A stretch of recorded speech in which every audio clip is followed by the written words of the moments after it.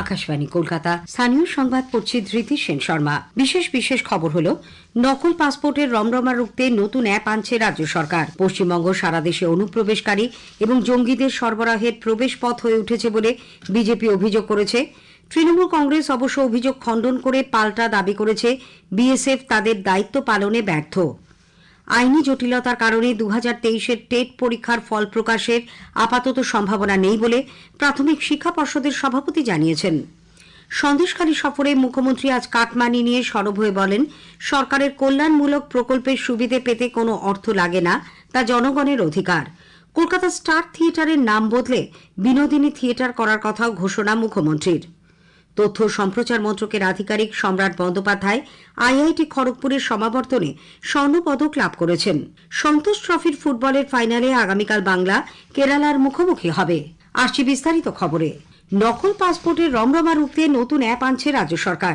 এই অ্যাপের মাধ্যমে পাসপোর্ট আবেদনকারীর যাবতীয় নথি অনলাইনে যাচাই করা হবে বলে জানা গেছে। এরপর একজন পুলিশ কর্মী আবেদনকারীর বাড়িতে গিয়ে সব তথ্য যাচাই করে নিজের ও আবেদনকারীর ছবি অ্যাপে আপলোড করবেন। এর মাধ্যমে খুব সহজেই বোঝা যাবে সংশ্লিষ্ট আবেদনকারীর পাসপোর্ট ভেরিফিকেশনের ক্ষেত্রে কোন পুলিশকর্মী যুক্ত রয়েছেন। এছাড়া পাসপোর্টের আবেদনের ক্ষেত্রে জাল আধার কার্ড ব্যবহার করা হচ্ছে কিনা তাও ওই অ্যাপের মাধ্যমে পরীক্ষা করে দেখা হবে। এজন্য আধার কর্তৃপক্ষের সঙ্গেও চুক্তি হয়েছে। সংশ্লিষ্ট আবেদনকারীর আধার খতিয়ে দেখার জন্য এই অ্যাপে আধার স্ক্যান করা হবে। তার মাধ্যমে ওই আধার আসল নাকি জাল তা সহজেই বোঝা যাবে। অ্যাপ ব্যবহার করে ভুয়ো নথি দিয়ে পাসপোর্ট তৈরিতে লাগাম টানা যাবে বলে রাজ্য সরকার আশাবাদী। উত্তর 24 পরগনার বাগদায় বাংলাদেশ থেকে এদেশে অনুপ্রবেশকারী এক ব্যক্তি এদেশের নাগরিককে নকল বাবা সাজিয়ে জাল আধার ও ভোটার কার্ড তৈরি করায় ব্যাপক চাঞ্চল্য ছড়িয়েছে। বাংলাদেশ থেকে বিনা পাসপোর্টে ভারতে অনুপ্রবেশ এবং জাল আধার ও ভোটার আই কার্ড তৈরির অভিযোগে গ্রেপ্তার ভারতীয় নকল বাবা ও বাংলাদেশি ছেলে। আমাদের সংবাদদাতা জানাচ্ছেন, বাংলাদেশের যশোরের বাসিন্দা মেহবুব হোসেন রাসেল এদেশে এসে রাহুল মণ্ডল নাম নেয়।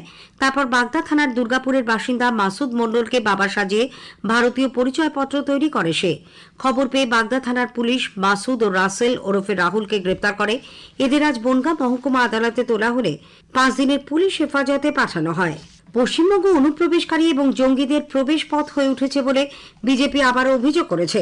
কলকাতায় আজ এক সাংবাদিক বৈঠকে বিরোধী দলনেতা শুভেন্দু অধিকারী জানিয়েছেন, মেডিকেল ও ট্যুরিস্ট ভিসায় এদেশে ঢুকে অনুপ্রবেশকারীরা এখানেই বসবাস এবং ভোট ব্যাংক করছেন। এ রাজ্যে কোনো জঙ্গি ধরা পড়লে শাসক দল পুলিশ প্রশাসনকে আড়াল করতে বিএসএফ ওপর দায় চাপাচ্ছে।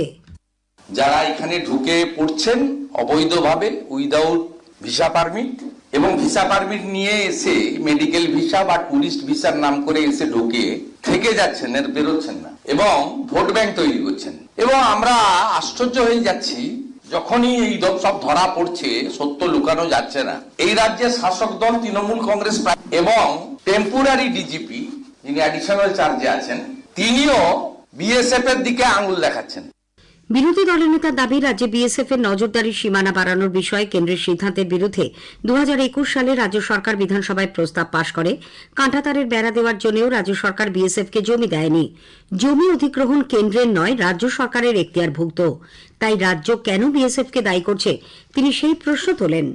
মুখ্যমন্ত্রীর আজকের সন্দেশখালী সফরের পাল্টা আগামীকাল তিনি সেখানে যাবেন বলে শুভেন্দুবাবু জানিয়েছেন। এদিকে তৃণমূল কংগ্রেসের তরফে খালি এ রাজ্যে অনুপ্রবেশ ঘটছে, বিজেপির এই অভিযোগ খারিজ করা হয়েছে। দলের নেতা কুণাল ঘোষ আজ সাংবাদিকদের বলেন, অসমে অনুপ্রবেশ ঘটছে, ত্রিপুরায় অনুপ্রবেশ ঘটছে, যেখানে বিজেপি সরকার রয়েছে।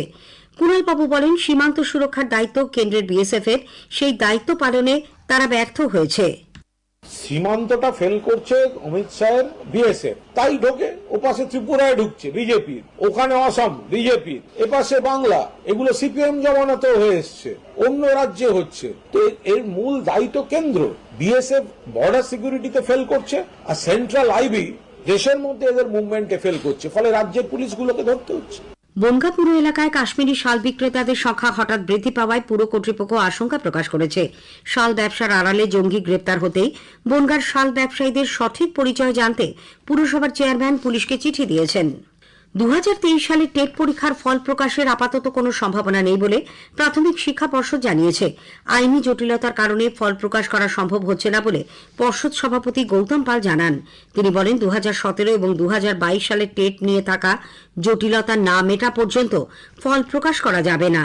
ওই 2 বছরের পরীক্ষার পাশাপাশি 2023 সালের টেট পরীক্ষা নিয়েও মামলা হয়েছে। সব মিলিয়ে এখন এমন পরিস্থিতি যে গত বছরের পরীক্ষার ফলই প্রকাশ করা যাচ্ছে না।